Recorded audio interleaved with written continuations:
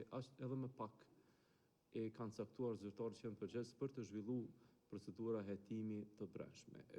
Fatkeqësisht këtu janë vetëm rreth 50% e biznesëve të cilët besojnë që konkurenca e drejtë ndikon në zhvillim, që është simptomatik, është tepër e rëndë, po besoj fillimisht duhet punojmë mjaft edhe ne, edhe shoqëria civile, po edhe komuniteti i biznesit që të ndrohet ky percepcion, të shihet që konkurenca e drejtë, të vijmë te ai përfundimi që 99% besojnë që konkurenca e drejtë është mënyra e dur, dhe të mos përdoren me shortcutat apo këto rrugë të shkurtëra drejt e fitimi.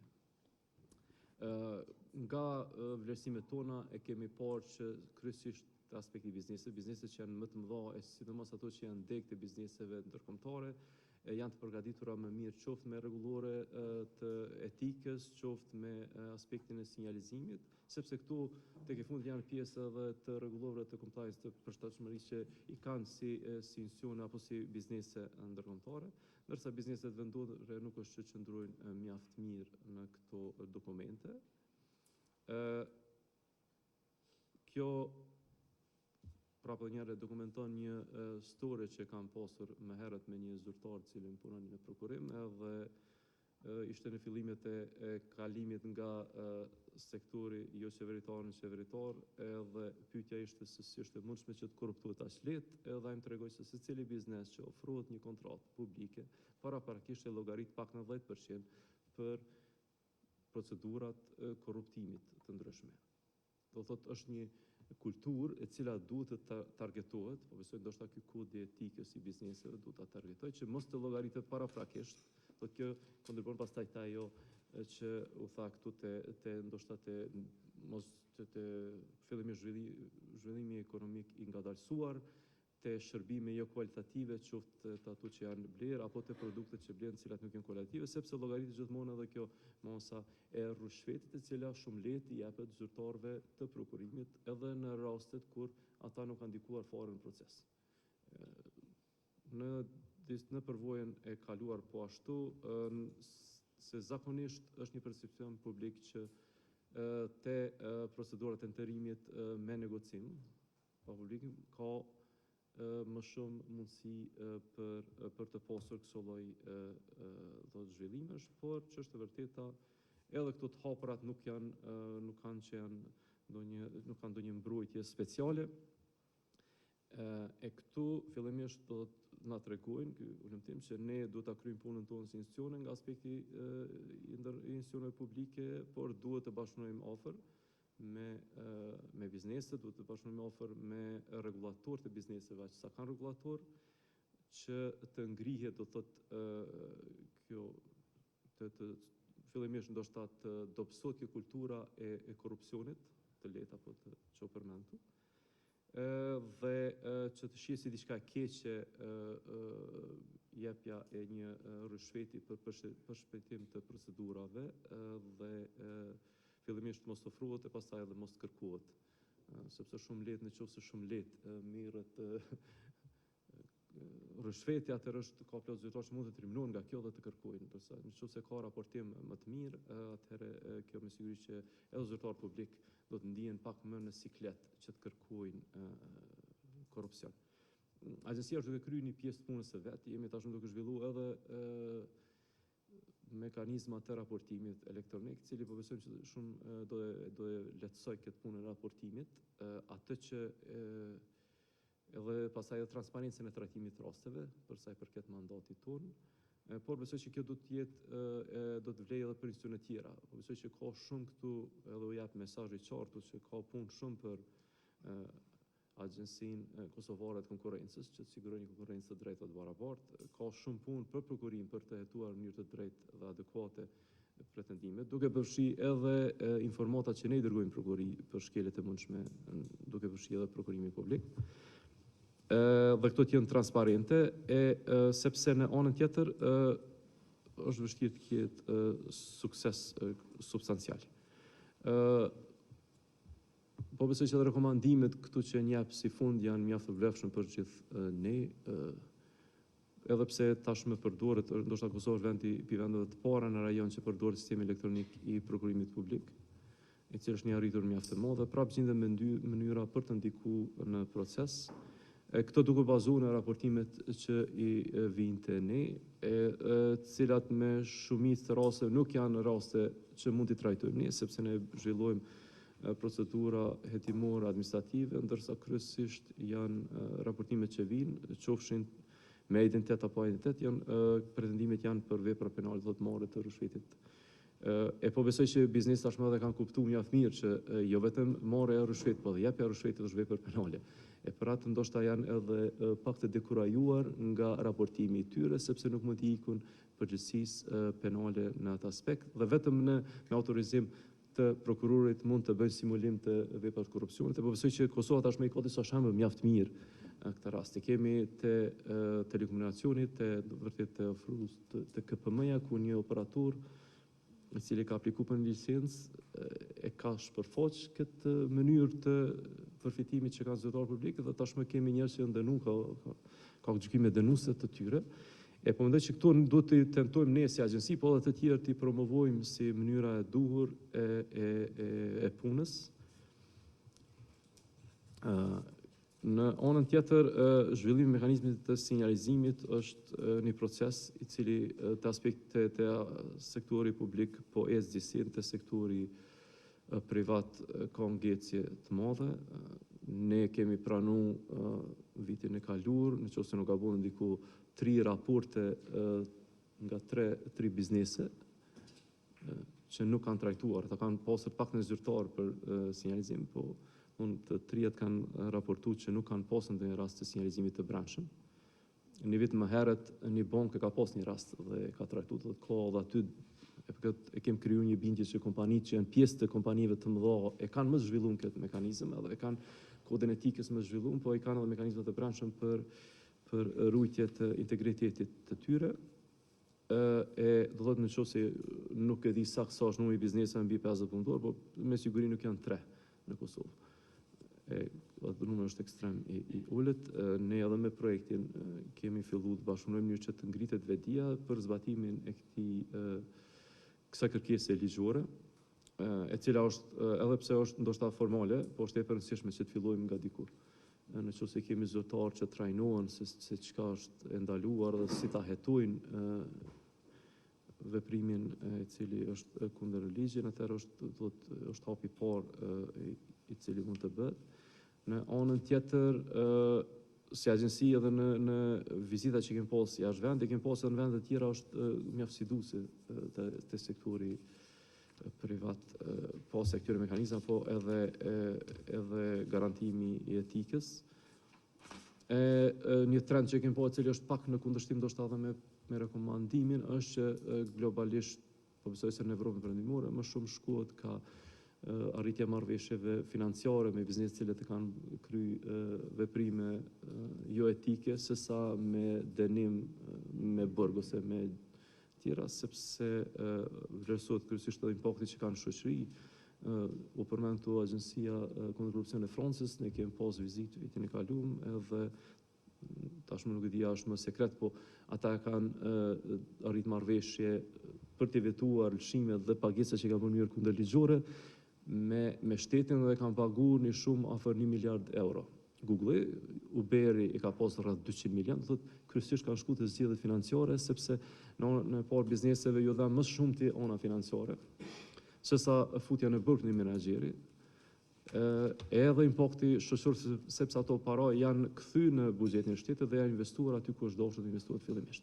Është një trend që ndoshta edhe ne në kurdo që hartojmë licitacion, duhet të shohim këtë mundësi që të jetë një impakt financiar më i madh, sesa të synojmë që të dërgojmë në burg edhe bizneset, tashmë jo vetëm zyrtar publik, sepse impakti pastaj nuk është që arrihet, përveç që bizneset nëse ka vepra masat e tilla, mund të pësojnë edhe stafi tyre, cili për shembull nëse nuk gabon te Google ka qenë mbi 100.000 që punojnë vetëm në Francë, dhe kam vlerësuar që nëse ka kësi probleme, atëherë mund të hupin punën shumë njerëz dhe impakti është tepër i madh sesa të kalohet te ona e dënimeve me burg. Na po ashtu si agjensi po punojmë që ta fuqizojmë, po ta saktësojmë punën që kemi me prokurim publik. Është Komisioni Rregullativ i Prokurimit Publik, i cili është përgjegjës për të monitoruar proceset, për të paket anën teknike të gabimeve apo të cilat mund mos jenë gjithmonë me padashje, ndërsa ne ta kryejmë punën tonë monitoruese për sa i përket konfliktit të interesit. Vitin e kaluar, na vjen mirë që këto janë paraqitur që kanë raportuar mjaft raste. Kem pas vitin e kaluar raste të cilat ne jemi detyruar të anulojmë, të kërkojmë ndalim të ndera për shkak që përfituesi ka qenë zyrtari i cili ka pas të ndaluar të bëj biznes me komunën kemi një komunë të Kosovës, e cila nuk do ta përmend, po shquhet për i parregullsi, por me vendimin ton është anuluar tender jo bashkë i parëndësishëm. Gjithmonë shoqëria civile ka një rol tjetër të rëndësishëm po ashtu, sepse asnjë agjensi, asnjë prokuri, as Rinvesti nuk mund ta monitorojë gjithë Kosovën, por shoqëria civile, qytetaria aktive, po besojmë që është rruga për të na ndihmuar, edhe vetëdijsimi i bizneseve, si edhe punëtorëve në kuadër të bizneseve. E ne si agjensi nuk është që kemi arrit bëjmë një veprime edukative dhe vetëdijsuese të mëdha për të amushur mendjen edhe bizneseve që korrupsioni, rishveti, përveç përfitimeve të shpejta, na fatgjatë e dëmton edhe të bërin biznes, jo vetëm për ta, por në tërësi për sektorin. Unë mundova ta përmbledh sepse fjalimi im ishte plotësisht i ndryshëm, po pas prezantimit besoj që tentova t'i adresoj disa çështje që janë pak më të rëndësishme, në që të lejmë pak kohë edhe për debat nëse ka. Faleminderit shumë edhe një herë, edhe ju përgëzoj për punimin. Faleminderit shumë zoti Buleshkaj. Është mirë kur dëgjon që një institucion publik fakt është i angazhuar në mënyrë proaktive për të luftuar këto fenomene.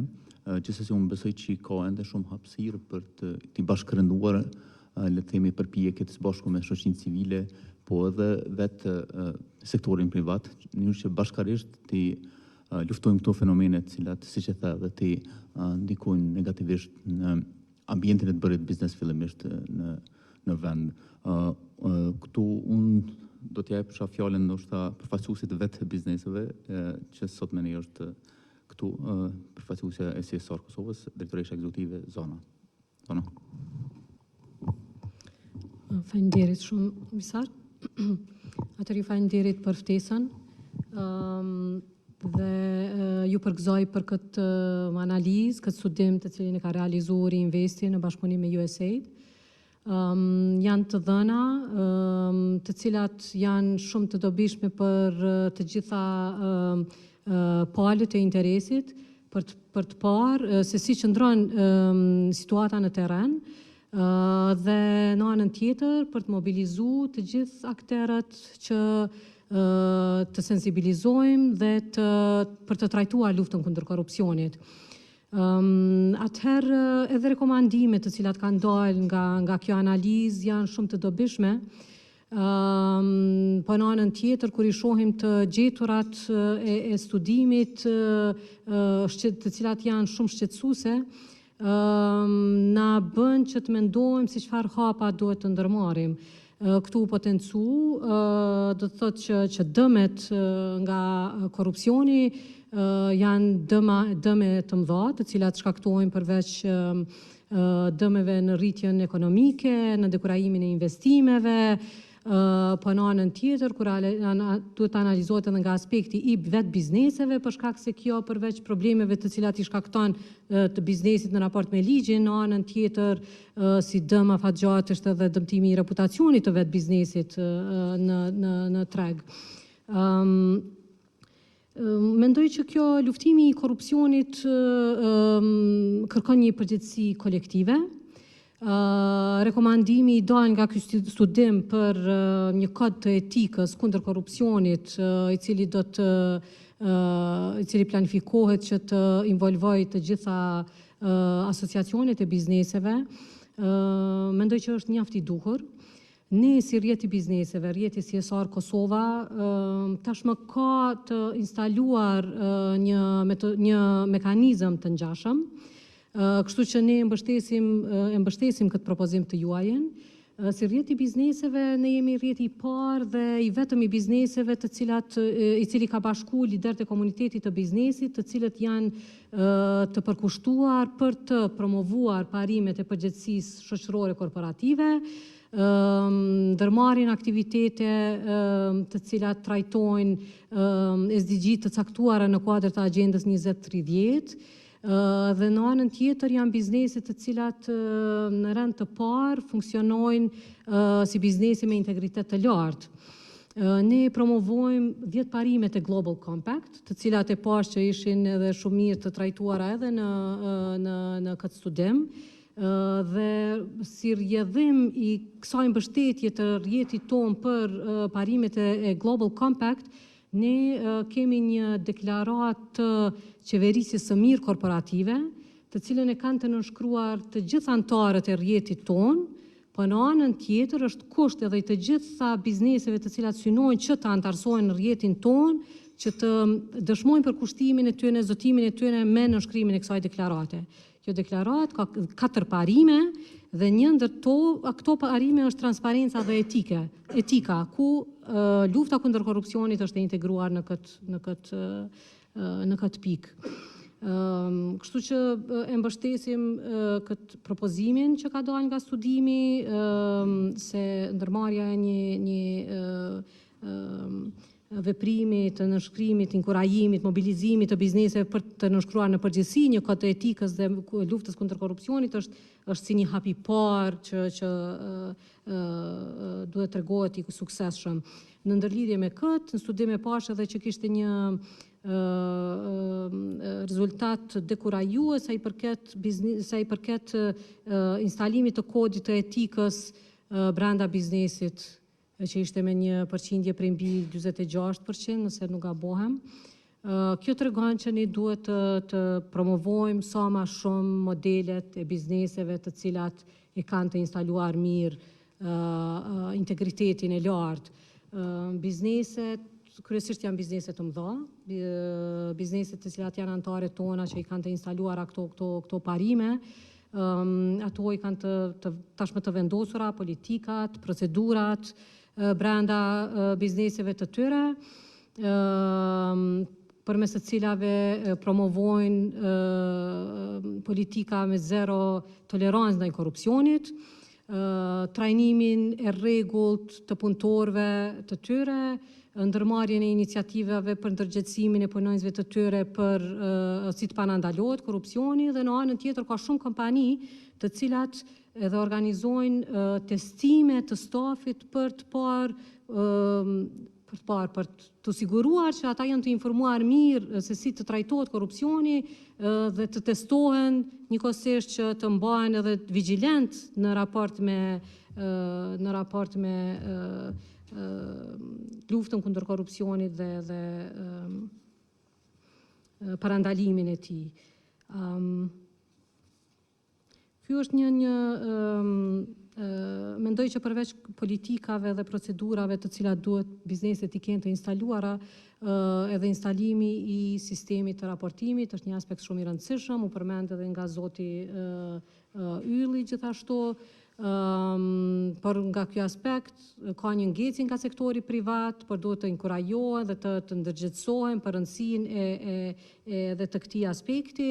Instalimi i sistemit të sinjalizimit duhet gjithashtu të ketë kujdes edhe që të sigurohet që ky raportim të jetë anonim, që personat të cilët ndihen të gatshëm apo kanë elemente për të raportuar, që të ndihet të sigurt, që nuk do të ketë një hakmarrje, një dënim, një çfarëdo qoftë paragjykim për të e kështu me radhë. Mendoj që një mobilizim i përgjithshëm do ndikojë në luftimin e kësaj dukurie dhe kemi një rezultat përgjithshëm. Unë besoj në mobilizimin kolektiv dhe në përgjegjësinë kolektive për të adresuar këtë aspekt. nuk po marr kohë më shumë. Faleminderit.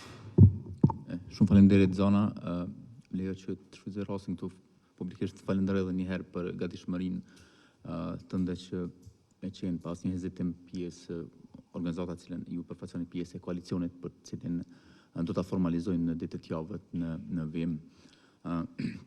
Para se me fillu diskutimin me pjesën tjetër të audiencës, më lejoni që t'jap fjalën zoti Visar Prebrezës, redaktor menaxhues në BIRN, një gazetar i mirëfillt, po besoj i cili gjatë karrierës së tij, fakt për punën e tij investigative gjatë karrierës si gazetar në mediumet të ndryshme në Kosovë është shpërblyer me çmime vendore ndërkombëtare. Visar. Faleminderit shumë. Realisht që tha dhe zotri Buleshkaj që shpeshher fjalimin kur e parasheh dhe kur bëhen prezantimet na ndryshon. Po du me nis prej disa dhënave kështu për mua pak shqetësuese ose me i diskutu bashk. Njëra prej përgjigjeve, për shembull, ka që 64% të bizneseve kanë thonë që kanë raportu korrupsionin tek Agjencia kundër korrupsionit. E kanë raportu korrupsionin tek Agjencia kundër korrupsionit. Edhe në këtë pikë, ndërkohë që zotri Buleshka i thotë që na realisht ju ka ndryshu këtynve mandati. Këta janë për luftimin e konfliktit të interesit në mos të madhe. Dhe duke marrë parasysh që korrupsioni është shumë vështirë, i luftueshëm, nëse na shkojnë anëherë të agjencia e shqyrton si rast tani që në prokurori, domethënë është goxha problematike na mëson korrupsionin. Edhe u përmend më herët simulimi. A ka agjencia kundër korrupsion mundësi që kur vjen një raportim i madh kundër korrupsionit, domethënë për ndaj vepër penale, domethënë me angazhu me njerë simulimin e rastit, pra me i thonë biznesit, okej, ti prej sodit je bashkëpunues me neve, kime shku mja dhon pare që ti ka lyp x zyrtari, edhe na qështu këna me ndërtu një rast të korrupsionit. Pra nuk e ka këtë mekanizëm. Po, unë po menoj që bizneset e para kanë nevojë për një farë edukimi, që luftimi i korrupsionit fillimisht duhet më raportu në prokurori. Na dhe si gazetar kur pranojmë raste, kur e shohëm që është rasti i madh ka mitmarrje, domthonë kërkesë, na me automatizëm bashkëpunojmë me prokurorin. Na i thojna, okej, kemi një rast i cili po don me tregu që po janë të hyry pare, qysh pja bojna, prokurori thotë okej, në rregull, normalisht që nuk ja çojmë secili prokuror, se si BIRN, si kallzo.com që i monitorojmë gjykatat, nuk i besojmë secilit. Mirë po, fatmirësisht ka njerëz brenda prokurorisë, të cilët i besojmë dhe i thojna, okej, ky është një rast cilin ky po don me tregu dhe ka marrë guxim dhe zemër me e bo simulimin e veprës. Pra, na duhet me thonë njerë qartë e mirë që korrupsioni është kaq vështirë në prokurim me u luftu nëse nuk ka simulim të rasteve. Unë kum raportu me 10 raste të ndër në cilën kum thonë çto është shkelje. O shkelje e ligjit. Edhe është konstatuar që o shkelja në fund prokurori e ka liru, ka thonë që nuk kemi arrit prokurori nuk ka arrit me faktu cili ka qenë qëllimi zyrtarit që e ka bo shkeljen. Tash, në rast se një zyrtar paguhet, e ka trajnimet e nevojshme, edhe ka bo një shkelje cila ka qunë një thjesht më dhonë kontrata X-it ose jo kompanisë Y, atëherë nëse na nuk kena arrit me faktu qëllimin, ai nuk e ka bo për vullnetit mirë. Ja e ka bo për shkak të kërcënimit që e ka pas për ndonjë partije politike, ja e ka bo për shkak të përfitimeve. Vjen dy çështje pse dikush quhet bën shkelje përkundër që e din që është shkelje. Pra që kjo është e para kësaj përket çti raportimit të bizneseve. E dyta, po ashtu më duken ke dikun 40 gjysma e biznese parafërsisht ke që kanë thonë që janë përballë me rastet kur na është kërku korrupsion. Unë besoj që nëse gjysma e bizneseve që aplikojnë në prokurim, vetëm gjysmës që është kërku korrupsion, më mendoj që të kënaqem shumë mirë si rast. Pra, ose ata nuk kanë qenë të sinqert, ose është një element tjetër cilën po ashtu kisha dashur me diskutu me juve. Sepse bizneset që zakonisht ofertojnë për tender, e këtu që thanë që ke shifre shumë interesante, që domthonë gjysma e bizneseve, gjysmën e të hyrave e kanë vetëm nga tender, që unë menoj që nuk mund është ti me muqu me bo një biznes, edhe me thonë qa ki me botit, cëllë është biznes plani jotë, me thonë unë e këme ofertuna për tender, kërkush si apare për atë biznes.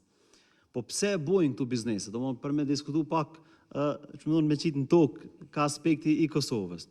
Sepse këto bizneset, cilat ofertojnë për tender, i kanë gjysmën e të hyrave prej tenderve, këto kanë lidhje me pushtetarët. Pra mundën mos me qenë pronar direkt dikush i cili është i pushtetit, por na e dim që funksionon në Kosovë. Për dallim prej veneve të tjera, unë lirisht, si kryetari i komunës, mundëm kompaninë tem ja lën në kushërinë tem, i shoferit tem, djali tezës tem, pra kur farë ndalese nuk ka. E kem çfarë funksionimin e besës që ti nuk u zën shumë, domethënë me vjedh në kompani, po unë ta la kompaninë dhe ti normalisht që kur oferton me një komunë ki me marrë të nderin. Edhe tash këtu vjen, po ashtu du të me diskutuat përqindjen e biznesëve që ka thonë që neve s'na u ka lyp korrupsion. Pse si u ka lyp atynve rishvet? Sepse bizneset kanë qenë qatë fuqishëm, sa që zyrtarë që janë poshtë komunës nuk kanë guxuar me lyp rishvet, sepse kanë qenë të lidhur me kryetarin e komunës nashti me direkt me partinë. Pra kompanitë, cilat janë të lidhura direkt me pushtetin, ato nuk japin parë për me marrë tender e as për me alshunin faturë më herët. Që ato kompani japin parë pak më herët. Çohu e bën një analizë zakonisht që është financimi i partive politike. Pra disa biznese mitin nuk e japin ashtu direkt për tender, po e japin shumë më herët, janë pak më të mëshëm, domethënë investojnë në parti politike në mënyrë që tenderin me marr pa pas nevojë me dhon mit. Pra që kjo është realiteti në Kosovë, cilën na duhet me diskutu. Tjetra është shumë e mirë prej anës së biznesit, pra me fillu me pas kodet të integritetit dhe gjitha çështje të tjera cilat i kanë krejt. Mirë po në pak sa i përket duke qenë se ju marr goxha shumë me tender, nuk e besoj që qohet një menaxher një biznesit private dhe kryen vetë ja pare. Pra të na kompani që marrin tendera, sidomos në nivel lokal, nuk janë kompani qas mëdha sa menaxheri mundet me ofertu vetë me një tender, mundet vetë me vendos kujna me i dhon pare, pra është goxha e ndërlidhur pronar menaxher. Pra të na pronari nuk është një qeverisi korporative, të na pronari i ka dorë a ja biznes pare që atje, a ja pare këtu. Pra prandaj këtu paktet nuk e di çu shkëna me i aplikuna për pronarin. Sa ai sunë shkarkon veten, e shkarkon po shmoni ja prap biznesin ja transferon dikujt tjetër. Pra që kjo është çështja. Pra ashtu keni rekomandim tjetër që po ashtu po duhet me diskutu që ka forcimi i ligjit, forcimi i dënimeve.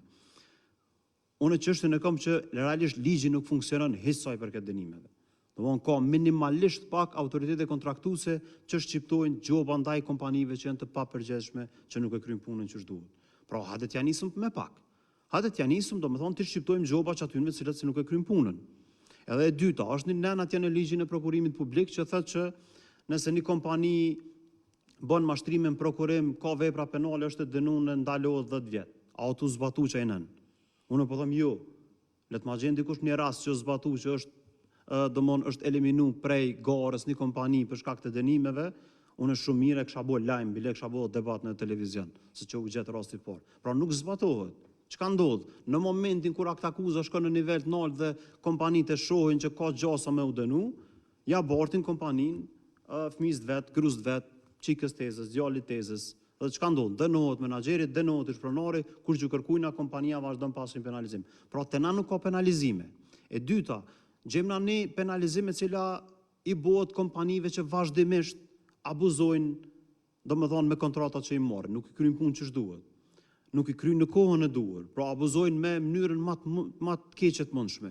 Nuk ka vendim të formës së prerë, edhe nuk ka asnjë penalizim nëse unë domethënë në një kontratë sot me komunën të Prishtinës ku mbo shkelje, nesër unë aplikoj prap, edhe nuk mundet komuna e Prishtinës më eliminu. E as me më penalizu. Unë propozimi jam cili është, hajde mos i penalizojmë, mirë po hajde bre, domethënë më eliminu komplet. Po hajde të qesim rregullat të cilat thojmë që kompania e cila i kryen punë mirë, i ka pas pikë, e kompania, domethënë sikur studentin kur në ton për pjesëmarrje. Ti thojmë një 10% shkëna mi alon vlerësimin e performancës së kompanive. Le të bën, ndash shoqëria civile, ndash një institucion, ndash kuvendit, ndash autoritetet kontraktuese, pra le të bën dikush vlerësimin e performancës së bizneseve në mënyrë që çaj biznes më humbur, me thonë unë i kam 10 pikë prej 10-ve sepse i kam kryer punë që duhet. Na sot jemi në një situatë kur yllat që ja japum sot nëpër rrjetet sociale në kompanisë kanë shumë rëndësi. Pa e ke po, na kur e bojna një rezervim diku, nuk e rezervojmë pa i pa, i ka 5 ylla. Nëse i ka një friksohesh me bu. Tash, institucionet tona, dikush më me po 0 ylla dhe nuk kanë qare pa ja dhoni kontrol.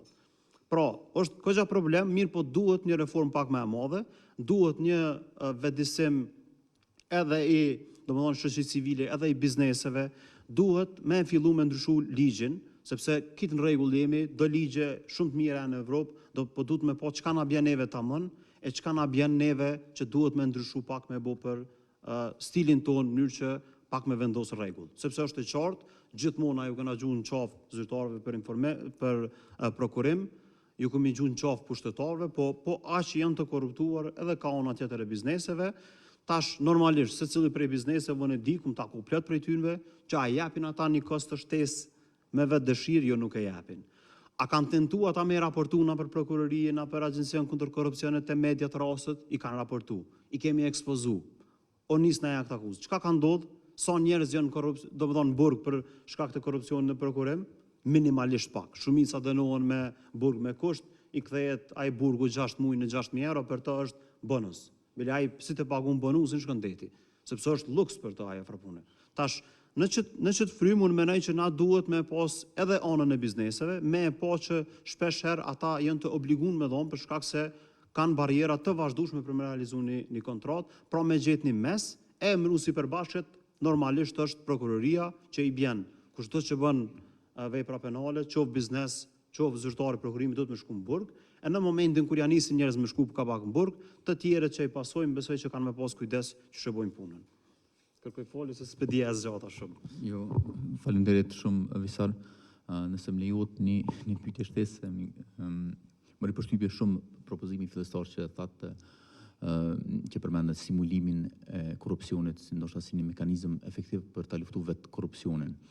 Ndeshta me të pyet, a kemi ne programe të faljes të shoqëruara linjen si programs përmes cilave bizneset mund të aplikojnë për të mos u ndjekur penalisht në këmbim të bashkëpunimit me institucionet e drejtësisë, nëse ka, a janë vetëdijshëm për një gjë të tillë?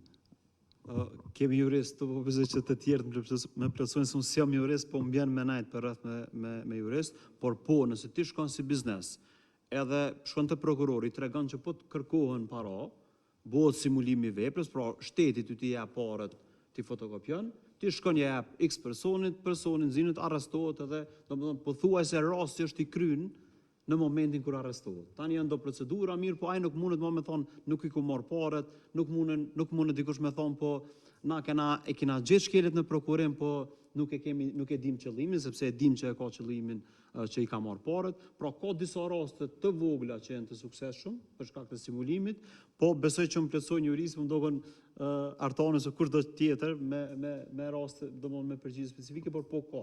Domthonë ka na disa si ka zopikom i kemi inicu disa raste. Dhe kanë qenë të suksesshme. Faleminderit Daniel Visar. Atëherë po e hapim diskutimin me pjesën tjetër të audiencës. Po, Artan Demhasa nga QOV. Por asaj përket simulimit, për me arrit institucionet e drejtësisë ndjekjes, që me arrit me bëk si marrëveshjet, bashkëpunimet me biznese për me simulu aferat mundshme korruptive, është me gjitha si biznese. Sepse këtë bizneset që marrin pjesë në proces të nderimit publik, japin rishfet, edhe marrin tender dhe sankohen fare. Momentin kur një tender nuk i jepet për një institucione, që atëherë fillojnë me u ankue. Po qysh me fillu me bashkëpunu me institucionet drejtësisë, ku edhe ti më herët ke pas proceset prokurimit publik që ke dhënë rishfet për me marrë tender. Ky është problemi kryesor që bizneset të na, për flas për bizneset që janë pjesë e procesit prokurimit publik që qoftë nivel lokal apo nivel qendror, vazhdimisht japin rishfet. Rishfeti jepet në mënyra të ndryshme. Visari përmendi disa raste, për shembull të çështja e gjobës, autoriteti kontraktues me shqiptu gjob operatorit ekonomik. Komunet autoriteti kontraktues me shqiptu gjob operatorit ekonomik, ku lidhja e biznesit ose e operatorit ekonomik është shumë më lartë se sa ata njerëz që punojnë aty te autoriteti kontraktues. Problemi kryesor te pjesa e ofertës në pjesën e prokurimit publik është para se me u fillu hala procesi. Me thonë, para se një autoritet kontraktues me e fillu procesin e prokurimit publik, fillimisht ka me dalë herë, me i vizitu disa biznese, me i marrë specifikat e secilit biznes që i kanë, me cilin biznes arrin me bo një marrëveshje pak më të mirë, më të levërdishme, kur i qetë ato kriteret e tenderit, që ato kritere ja përcakton ose ja përshtat që ati biznesit që në një farë mënyrë ka bo marrëveshjen.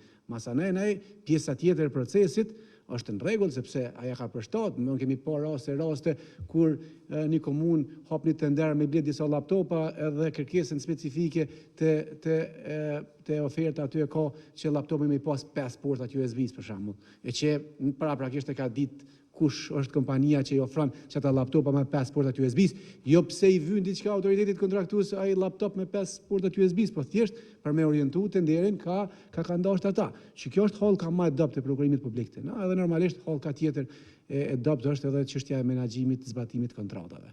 Ku ai menaxheri i zbatimit kontratës caktuat aty pe komunës ose pe institucionet qeveritar që ka me menaxhu, po që në fund nuk është që vetët shumaj, sepse thash edhe herë lidhja e biznesit është shumë njollë atje. Normalisht e përmendje vjesari, problem kryesor na si qovë vazhdimisht e kemi konsideruar dhe lidhjen apo klientelizmin e bizneseve me parti politike. Për aq kohë sa bizneset që janë pjesë e procesit marrjes së tenderëve vazhdimisht financojnë fushatat e partive politike, jo vetëm fushatat, po dhe partitë në përgjithësi, dhe kjo bëhet në shumë mënyra, jo gjithmonë biznesi në emër të biznesit jep parë, ka dhe raste sa dush të tilla që biznesi në emër e biznesit jep parë për partinë politike, në ato shumat të caktuara që i përcakton ligji për financim partive politike, po në shumë raste e japin edhe në emrat përveçme, individual. Madje, qaq është perfekcionu kjo, sa që shpeshherë bizneset japin edhe para kesh për parti politike, edhe pastaj ato parti politike çka bëjnë, i marrin ato para kesh edhe i ndajnë, ja japin aktivistëve të partisë, thonë merrni këtu parë dhe shkoni depononi në bank kanimi era në emrin tuaj personal si donacion për parti politike. Tash këto janë probleme që në një farë mënyrë alo e bojnë këtë pjesën e tenderimit publik si mundësia më e mirë e gjenerimit të korrupsionit, edhe që me parandalu është kogja e vështirë. Faleminderit, Arton. Kemi ndikën tjetër nga audienca. Po, Faleminderit Visar. Fillimisht e përgëzoj ekipin e Reinvestit për një raport shumë profesional, si zakonisht. Për ndryshon një Fisnik Greqica, dikur kom qenë pjesë e Reinvestit, prap jam i asociu me Reinvestin dhe udhëheqje një program i cili mbështet zhvillimin e sektorit privat dhe punësimin e sektorit privat në 10 vitet e fundit. Si pjesë e këtij programi do të ballafaqohemi me tregun e njëjtë, edhe pse si jemi sektor publik, menaxhojmë paranë publike të Zvicrës, të taksapaguzëve zvicran në program ku edhe Reinvesti është pjesë e implementimit.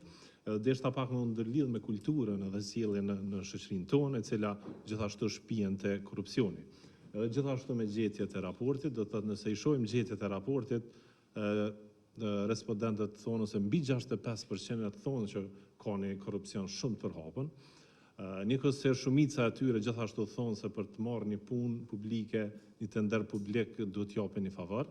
Mirë, po që ishte interesante është që dikun do të thotë vetëm 15% e tyre e konsiderojnë që me dhënë favor është diçka e pranueshme në shoqëri, që pak është në kundërshtim me atë që bëjmë. Do të thotë besojmë diçka tjetër e veprojmë diçka tjetër si në shumicën e rasteve të shoqërisë tonë.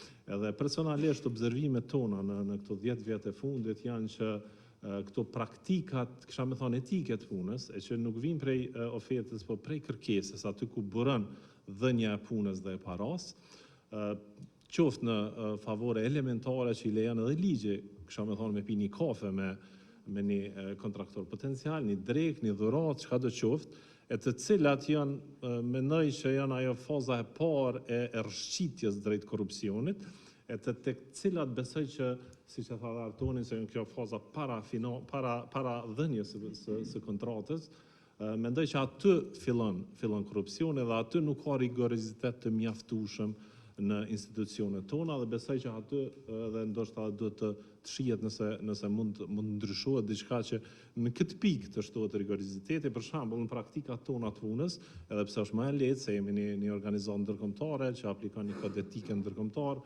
edhe nuk kemi të bëjmë me miliona kontrata apo me disa orë gjatë vitit. Do të thotë asnjë lloj relacionit me klientin nuk është i lejueshëm, qoftë edhe me leju me marrë një kafe prej klientit, sepse në çat pikë fillon, domethënë hapja e kutisë së Pandorës, e cila mandej mendoj në kulturën tonë se lejohet pak, nënkuptohet që lejohet edhe shumë. Kështu që besoj që do të jemi rigoroz të mos lejojmë fare një gjatë tillë për me mujt me parandalu atë ndodhinë e madhe, nga se kemi pa që nëse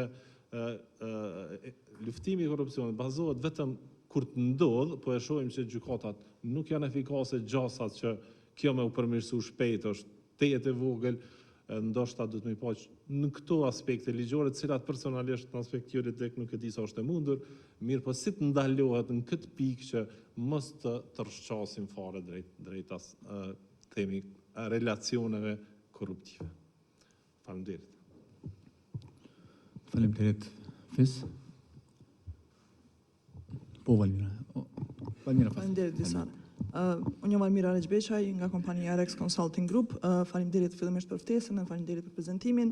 Do shta vetëm dy çështje, dy observime të shkurta. E para, ndoshta një sqarim, keni e dhënë diku tha 32% e respondentëve nuk kanë raportu asnjë rast. Është fjala rast korrupsioni.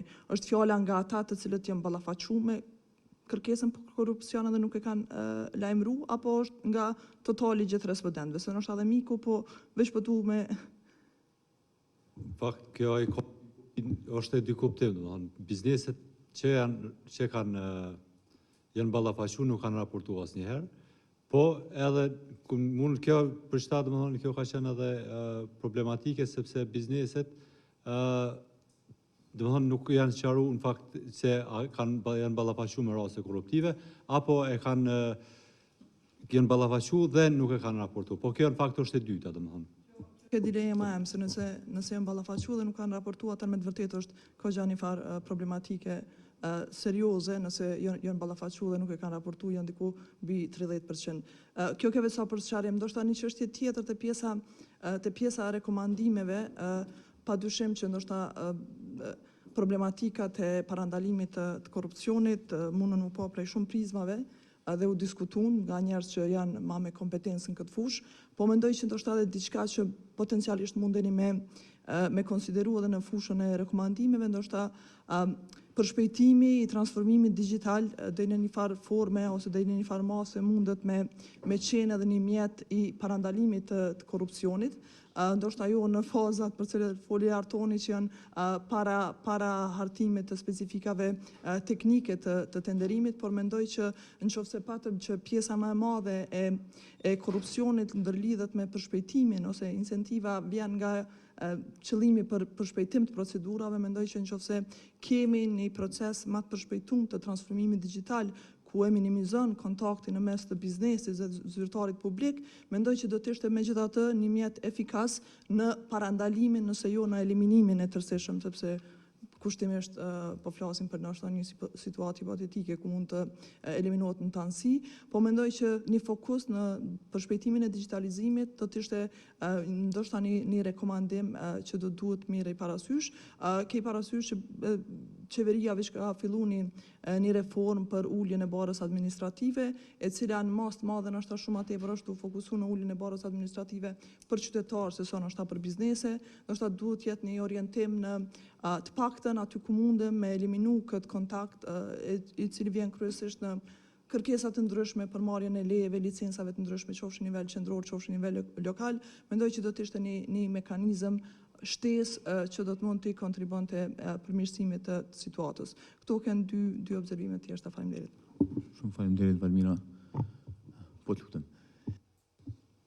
Faleminderit, pra jam Magim Sheqiri, jam përfaqësues i organit shërtues prokurimit, pra pikërisht ku ato atakohen kërkesat edhe ankesat e të operatorëve ekonomik, po shpesh edhe situacion atakohemi edhe vlerësohemi edhe pe shoqërisë civile dhe pe mediave në përgjithësi. Pra unë kisha mendon një mendim të përbashkët pak a shumë, pra në institucioni vetëm kolegja foli tha për digitalizimin, besoj që digitalizimi është këgjën shkollë të lartë. Pra këtë proceset e tenderimit në fakt janë digitalizuar. Pra gjithë shka është digitale, prej procesit të ofertimit, pra ka vitu mundësin kontaktet, po me gjithë se perceptimin nuk e ka reduktu. Pra na po themi me qenë transparencë një masa për këtë proceseve të, po perceptimi shifrat po thonë që nuk është reduktu korrupsioni. Kur është aja shifra që e lartë, besoj që është edhe në realitet këgjë i madhë kështu në Kosovë. Pra, cilat janë arsyet prej ma ndryshme pëse jemi një stat t'ilë. Pra asë nuk mujmë luftojmë si një institucioni vetëm, po do të paktën si shoqëri. ndoshta duhet edhe një edukatë, një kulturë duke filluar për biznesi. Nuk është që na vetëm na zyrtar tash po nisna për vetë që mund jemi të korruptum, e sektori privat nuk është. Pra, ndoshta kanë njerëz shpesh janë kërkesa tyne, janë tendencë për të përfituar në mënyrë jo të lehtëshme aktivitetet e prokurimit, kontrata. Po dispozitat ligjore disa gjëra e rregullojnë kogjo mirë. Pra kur një operator bën një shkelje, na thama kemi masa ndeshkuese ndaj operatorëve, s'kemi asnjë mas, pra tonë dim që lufta e madhe bëhet prokurim për me marr kontratën. Kur kush nuk merr me punë se çka bëhet me kontratën. Që besoj që një pjesë ndoshta pak më konkrete të që duhet më fokusu. Pra nëse operatori ekonomik, çfarë do rrethone ka marrë, me çfarë do kushtesh, me apo pa shvet, ato të paktën ai ka obligim për me përmbyll kontratën bazë kushteve që ka para pa kontrata. Kemi qenë në takime në Itali, në Angli, shpesh kanë thonë që korrupsioni ka vështirë me luftu, sidomos fushën e prokurimit. Po sepse involvon një numër të madh taktesh. Pra prej nisjes kërkuese që bëhen prej fazës para tenderimit, që dikush mundesh me para përcaktu, është një proces i vlerësimit, është proces tani thami menaxhimit më avonshëm. Edhe është përfundimisht përmbyllja e kontratës apo edhe çështja e pagesës, edhe mund të më konsideru. Pra është një fazë jashtëzakonisht e gjonë, edhe ata interpretojnë që ka korrupsion, sidomos në sektorin shëndetësor, në ndërtimtarin, në sektor caktuar, po ideja është që të ketë paktën kontratat përfundojnë me kualitet që është përcaktuar. Tash, na jemi institucione pra nivelit qendror, jemi si organ shërtues i prokurimit që mund me qenë edhe një lloj stabilizatori, pak a shumë mund me qenë. Pra vendimora është e rëndësishme. Pra kur merr një vendim tret, ju tregon dhe operatorëve ekonomik që gjasat për mu përfitu në mënyrë jo të lehtëshme në një proces të ankimimit janë bajagit vogla, nëse dalëm.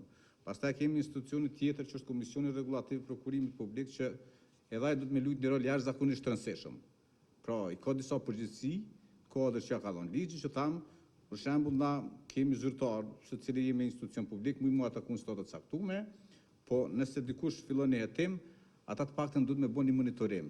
Për shembull, kanë departament veçantë për monitorim të kontratave. Në kas monitorimin e kontratave që thamë me procedurë për shpejtuar apo të negociuar. Pra është një praktikë që shpesh autoritetet për shkak të pabërgjësisë tyne vinë situata që domosdoshmërisht kontratat negociume duhet me bë. Po të paktën duhet më dhënë dikush përgjegjësi.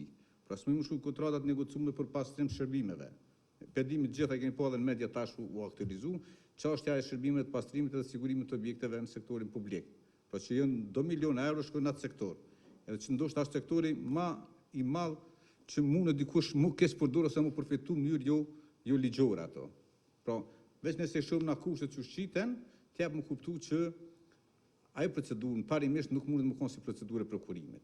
Pra, unë po thonë, na themi shpesh ka njerë, jo, i vlerësim kushtet, më ka rasti pe analizave, ku marrë pjesë në monitorim, në ankimim, edhe si ekspert në sektorën prokuri në gjykata, po, kur ishe kushtet edhe nderë që shqiten, të jap më kuptu që në fillim të ato që diçka e mirë nuk është. Për shkak se nuk mund është i sektorit privat, pra nëse i thuni sektorit privat diku që ti kemi dhënë pagën punëtorit 300 euro, edhe kemi punësu 300 euro, pra është nuk di edhe me kërku qëmi më atë lirë, nuk shkon.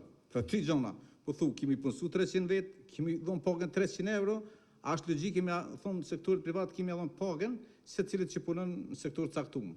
Për shembull dikush pastron toalet, dikush pastron oborr, dikush ruan diku në pozita pak më ndiheshme, se cili ka biznesi e vlerëson se sa pagun punëtorin. Po çështja e tij, sa jo motiv, tani po shtaj kemi edhe shërbimet e dobta. Pra ku do që shkon institucionet vjen prej gjykata, prej prokuri, prej institucione zyrtare, keni pas çfarë niveli shërbimes, po flasim për spitale. Kur kush nuk merret me atë gjë më esenciale në kontratë, pra më thon ka dal. E tash për shtat po mos KRBP-a, pra kur i vendosin kriteret, ata duhet të ngulën dhe me vlerësu. Ka dalë bese për çit natyrë shërbimeve nuk mund vendos një autoritet kriter tjetër, një autoritet tjetër. Një operator është shumë i suksesshëm në komunë tjetër, në komunën tjetër gjithë mund del jo i përgjithshëm. Po ndoshta kanë është arsye ata që nuk kanë onën profesionale ju mungojnë, ofertojnë për shkak të parregullësive të nderimit duhet të eliminu, mund të jetë shumë serioze, po ka mangësi në kritere, në dokumentacion, edhe si till është rregull që duhet të përmbahet, se për ndryshe mund të shkon përgjithësi. Pra thjesht është duhet të bëni vlerësim performancës zyrtare të prokurimit. Pra më thon agent, ti je që 10 vite në institucion, pra përvoja jote s'po flet e mirë. Ose edhe vlerësim të performancës kontraktorëve. Pra edhe këtë rol e ka KRPP, më thon kontraktorët ka dalë, mirë ke marrë një kontroll, me marrë monitoru, rregull e ke marrë, ndoshta me drejt ose pa drejt, ka pas kufizim, s'ka pas kufizim, po më thon kontraktorë zotni ke pas 3 muaj kontratë me përmbyll, s'ka arrit me përmbyll. Pra pa afekton të na drejt për drejtë, pra shkolla s'po marrohet, e dim tonë që kur derë sa shkolla kanë bëjt gjysë, sa spitali, sa qendra sportive, sa rruga, sa për shkak, edhe kush e pësona na se cili drejt për drejtë. Pra na që veç shkon qendrë klinu, e ke po ato objekte që kanë mjetë si gërmodha, për shkak se kriteret që thamë në fillim, pat me drejta këtone, kushta që jënë para përcaktu gabimisht, pra jënë dediku gabimisht si kriterë për morë, se aja ka një qëllim që ti me funksionalizu për shembull qendrën spitalore, a ke arrit me funksionalizu jo, i ke pagu 10 milion euro, po kur qëllimi se ke arrit. Pra ajo është ideja që kur hinë përdorim, kur e përdorin qytetarët thjesht, pra që tu duhet me pas një kujdes të shtum institucionet e nivelit pra qëndror, pra vendimore më kun nivel. Kur gjë profesional, po njëkohësisht me qenë edhe komisioni rregullatimi, po edhe institucionet e drejtësisë. Ato pro rastet nëse flitet e përflitet, ato duhet me pastru terrenin. Pra kushdo qoftë ai zyrtar që merret, duhet me bën një hetim, po ndoshta pe përvojës po flasi kanë edhe kapacitetet mungesë. Beso ku shkon, çësia është e gabueshme e institucioneve drejtësisë. Kanë nuk e kupton as natyrën as problemin, vendosin në mënyrë arbitrare kështu. Edhe sigurisht që ai rast është i papërfunduar, mbetet i papërfunduar për shkak se ka mungesë të hetimit të mirëfillt. Pra s'është më rëndësi në administratë publike pra me ndarë rolin edhe përgjegjësinë e secilit. Kush ka përgjegjësi? Për shembull ligji i sanksionon edhe anëtarët e komisionit, edhe menaxherin e kontratës, edhe zyrtarin kryesor financiar, pra nëse ai dikush jep dikush në shkrim, se edhe ai ka një ligj që duhet me respektu. Pra është ligji i buxhetit, na po thojmë ligji i buxhetit o ligj, u miratun ku vend. Si çdo ligj tjetër që shkelet, edhe ligji i buxhetit nëse respektohet, pra i marrëm kontratat, paguajmë kontraktor, edhe lëm tjetrin kontraktor në gjysmë rrugës me pagesë, normalisht që e kam ta dështu projektin, se kushtet e kontratës janë që ai do të me kriju obligimet në fat para por. Nëse ti s'ja kryen obligimin, çka ma tutje? Pra thjesht është një strukturë, është shumë pozitive pra një raport i tillë mu prezantu, pra mu dal po shqetësuese për mu se na duhet me pas parasysh që sektori privat e japim punën ekonomi është parsur. Nëse na nuk kemi pra konkurrencë me rrethell, dihet që kur s'kena pas shërbime të mira, edhe kur s'po marr, s'po arrim më marr kurkush. Kudo që shkon nuk e keni shërbime, e keni tavolinë të keqe, e keni rrugë të keqe, ngushtë, një objekt, ndoshta unë jam në qendër që atje në Branjevë, si ka 5-6 vite, 10 vite më shumë që u marru, u dash me nga O, nga Zh, në hire novim këtë qendrës mjekësisë familjare. Tash bje bara vinë tek, do të mëron qendra atje, shkon ato, jo si je banori kësoj lagje, je banori ati, si jenë mjek, do më një farë mënyre, do të më maltretu qytetarët për shkak pa përgjegjësisë. Edhe po ndëgjoj bile kontraktori ka pas me realizu në muajin e 12 që vitit që shkoj, tha nuk është as përshtatshëm me përmbyll kontratën, tash çam i bë. Edhe se tash konkurrenca po prishet, pra, shparimi i konkurrshmërisë prokurim është tjetëk. Pra nëse ti s'ki konkurrencë mirëfillt, harro që ki shërbim të mirë. Pra tash edhe operatorët e tillë që më thonë, është mendimi jam tani pendoj, po ne numri i operatorëve që janë treg veç fal sektorit publik mbijetojnë. Sektorin privat nuk mbijetojnë as një ditë.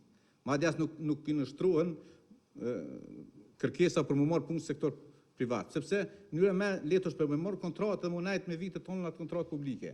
Pra ata do të më ngritë si biznes, pra që qeverisja korporative është shumë e rëndësishme. Pra biznesin e mirëfillta o mirë me stimulu një farë mënyre edhe sektori publik, më dhonë për parësi në raport me ato, ndoshta kish me qenë ideja dhe më javlerësu performancën. O dispozitat ligjore parashojnë, pra kur operatorët kanë performancë dopt, më thonë zotni, unë falë, po te je vanu 2-3. Komuna e Prishtinës e ka marrë një iniciativë, e kom po mjetë informimit që ka thonë kontraktorët që nuk mundi përmbyllën kontrata në fatë do të më shkut. Edhe jo më shkut, po më penalizue. Pra se në gjithkund botën unë e di që kontrata nëse nuk përmbyllet afat, dikush pasuar do të më pagu. Qoftë AK, qoftë operator ekonomik, në mënyrë që na me pas inputin edhe me pas shërbimin çysh dohet. Kështu që s'kisha pas më shumë se ndoshta zgjata shumë, po është çështje komplekse, sidomos korrupsionin në prokurim publik, më thonë drejt. Është këgjë ndihshme, është këgjë përfitohet jo në mënyrë ndershme, pra operatorët kanë erë kërkesat kur ishe, është për marrësh me vlerësuar procedurë të nderimit. Tash edhe biznesit kanë njerëz që kanë kapacitetet, pra edhe ata edhe është jo mirë situata. Po them se ky perceptim po ndikon negativisht edhe kudo që del, ndoshta edhe për investimet mirëfillta po ndikon. Por nëse thotë që 60%, 65% të anketuarve thonë që ka korrupsion në prokurim publik, kur kush është interesuar më më thonë, ndoshta ai biznesi që ka ndonjë mend më investue, ose më ngrit kapacitetet. Se thjesht e shet që treg jo i lojal, jo i mirë për konkurrencën e mirëfillt. Faleminderit shumë, zoti Agim. Atëherë besoj që kemi kohë edhe për një eventualisht 2 inpute shumë të shkurta. Po, prof, para se ta mbyllim. Çaj mikrofonin, lutem. Mendoj se është shumë rëndësi që në shoqëri të ndërtohet një qëndrim kështu aktiv i cili krijon një mos kritike në shoqëri të gjitha aktorët, prandaj edhe te komuniteti i biznesit për refuzim të korrupsionit. Na ende në shoqëri nuk kemi një refuzim kështu shoqëror aktiv të aktorëve të korrupsionit, cilët e prishin konkurencën, e shkatërrojnë perspektivën e bërjes etike të biznesit, dhe përgjithësi ata njerëz, domethënë, nuk kanë sanksione këtu në aspektin etik e moral. Këtu po dominon kryesisht sa janë prokurorit, sa janë gjyqet, sa janë instancat e ndryshme aktive për me dënuar administrativisht ose juridikisht aktorët. Ajo është shumë e vështirë, tha dhe Visari. Përderisa ne nuk e krijojmë një vetdije të komuniteti i biznesit, të ndërmarrësit, dhe kur e diskutojmë korrupsionin në ofertës theksja është këtu. Sa janë vetëdijshëm bizneset dhe asociacionet e biznesit për domen e madh që ka korrupsioni në zhvillimin afatgjatë, me mjedisin konkurencën dhe mjedisin biznesit. Këtu është esenca kur flasim, domethënë. Na faktikisht e kem sot një asociacion të biznesit të cili poli këtu. Qeverisja, domethënë, rrjeti i qeverisja i përgjegjësisë sociale korporatave. Mirë, por nuk kemi një rol aktiv të asociacioneve të biznesit lidhur me sjelljet etike brenda asociacioneve. Domethënë, asociacionet i pranojnë njësoj gjithë anëtarët e vetë, edhe ata, domethënë, vazhdojnë, domethënë, 50%, sa ajo është shumë interesant ajo, domethënë 50% e të ardhurave realizohen përmes tenderëve publik të një biznes. Nashta dikush i ka 100%. Nashta dikush i ka 100%. Kështu që këto janë problemet, domethënë, por derisa na si shoqëri ende nuk i kemi ngrit vetdijen që me refuzu korrupsionin, në rend parë bizneset, sepse bizneset janë aktorë të rëndësishëm, shpeshherë bile na i gjykojmë këta që marrin aksion. Ka biznese që janë specializuar që shumë vështirë me u pështu aty në pa të korruptuar. Ne duhet me qenë shumë i fortë, shumë persistent me refuzu korrupsionin, se ata gjojnë mënyra, në fundit djemë shkojnë ja korruptojnë atë.